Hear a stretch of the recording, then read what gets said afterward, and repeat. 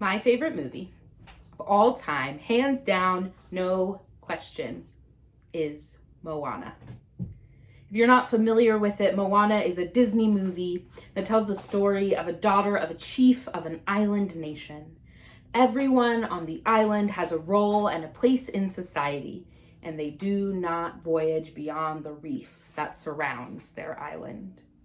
Moana feels called to the sea, to exploration, and she embarks on a quest that takes her far beyond that reef, far beyond anything she has ever known, out into the world and the sea and adventure. In the end, she returns home, but her life is changed forever, and she changes the lives of those around her too. Now, I saw this movie in theaters 4 times, and I cried every time. I have seen it countless other times at home too, introducing new friends to it, watching it in the background while I get some work or chores done, and I listen to the soundtrack all the time when I need to have my spirits lifted.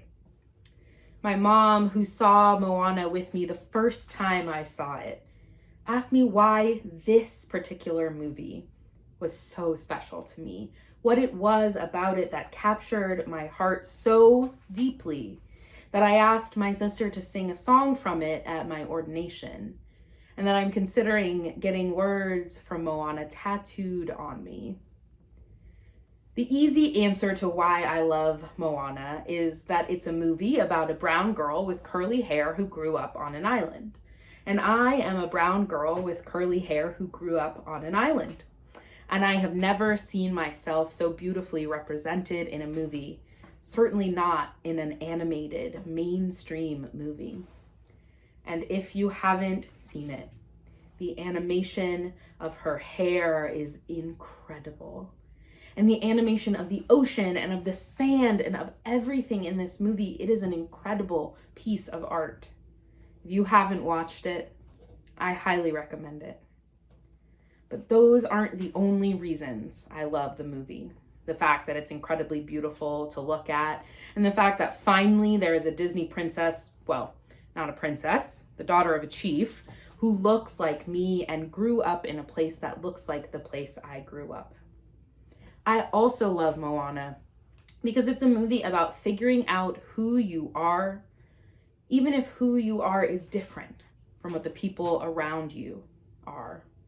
It's a movie about striking forth, about forging a path, about wayfinding, about discovering yourself and how you fit into the wider world, as well as into your smaller communities. Again, if you haven't seen it, I highly recommend it. But this sermon is not, for better or for worse, a love letter to Moana, though I could continue to talk about it. Part of the reason the movie resonated so strongly with me is because I could absolutely relate to being called towards something that did not quite align with what I or others expected of me. I started divinity school planning to be an academic. And somehow, 7 years later, I'm an ordained minister. In ministry, we talk a lot about call. A person can be called to ministry broadly. They can be called to a particular kind of ministry. They could be called to a church or another setting.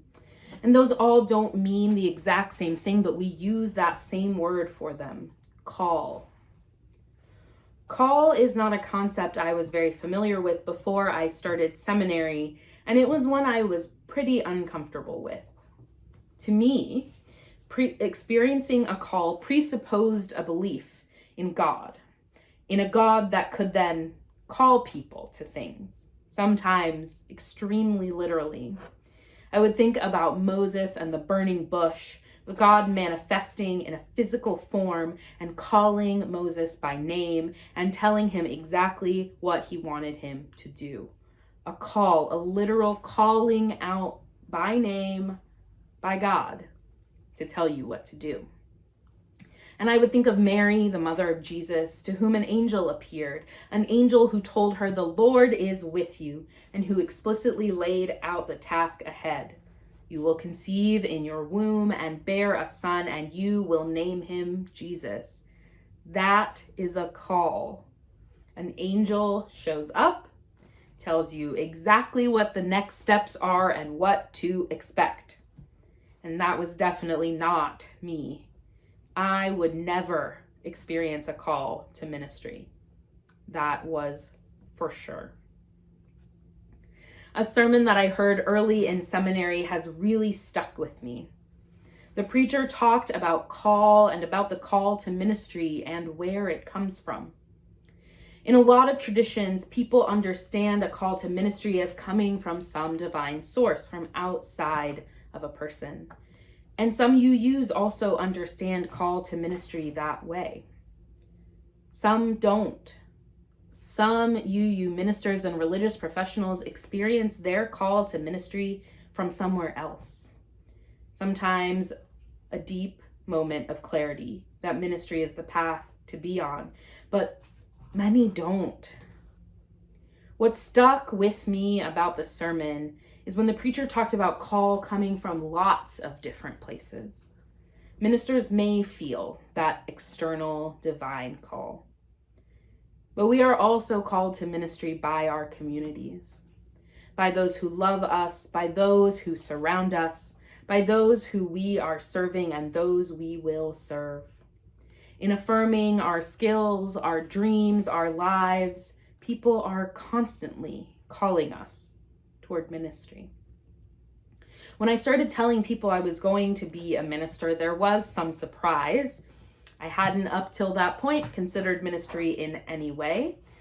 I had not even identified as religious since high school, and now here I was, jumping in.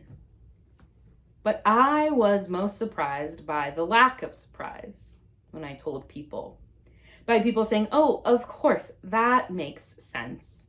By people recalling bits and pieces of my life up to that point that they could draw and connect to my call to ministry. That time in childcare at age 3 when I pulled 2 fighting friends into the treehouse and mediated their conflict. My constant desire to hold space for people to grow and become themselves, my curiosity about people's lives and the ways in which they built meaning. Sure, people said, "It makes sense that you're going to be a minister." And they would say that, and I would think, I wish you had all told me this a little bit sooner. But that was all part of how I was called to be a minister and do ministry in the world. But just like this sermon is not a Moana fan letter, it is also not just the story of my call to ministry. It's actually not a story about ministry at all. This sermon is about you. This sermon is about what you are called to. Someone asked me once when I was talking about my own call to ministry if I believed that everyone was called to a profession.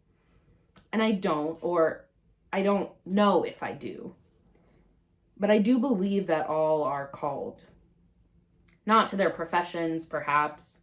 The world isn't really set up in a way that allows everyone to do work that makes their heart sing. I wish that it was. But all are called. You are called. You are called. Called to a place or to an idea, called to a cause, to a way of being in the world, to a role in life. You are called. Yes, you. There's a quote by the Presbyterian minister and novelist Frederick Buechner that you may have heard before. Buechner writes, "The place God calls you is the place where your deep gladness and the world's deep hunger meet." Usually this is used to talk about vocation, about fitting your professional life into the space where the world's needs and your joy overlap, along with someone who is willing to pay you to joyfully fulfill that need. But I don't think that quote only applies to jobs. The place God calls you to is the place where your deep gladness and the world's deep hunger meet. The world's deep hunger might meet your deep gladness when you live in a place that feeds your soul and allows you to greet each day with gratitude and joy. The world's deep hunger might meet your deep gladness when, within or outside of your paid work, you strive for justice for those affected by climate change or borders and immigration or anything else that grabs you. The world's deep hunger might meet your deep gladness in raising children who will be good stewards of the earth and citizens of the world. The world's deep hunger might meet your deep gladness every time you gather friends around your table and eat and laugh and cry together. You are called. I truly believe that. What are you called to? Don't ask what the world needs. Ask what makes you come alive and go do it. Because what the world needs is people who have come alive. These words from theologian and author Howard Thurman are among the truest words I have ever heard.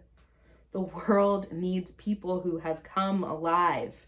That moment of coming alive, that's the moment of recognizing and following your call.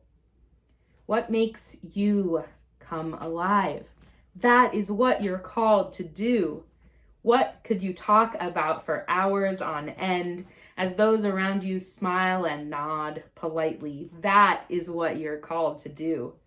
What keeps you up at night, whether with excitement or with anxiety? That is what you are called to pursue. What breaks your heart wide open? That is what you are called to address. What energizes you, motivates you, makes you want to go do it? That is what you are called to do.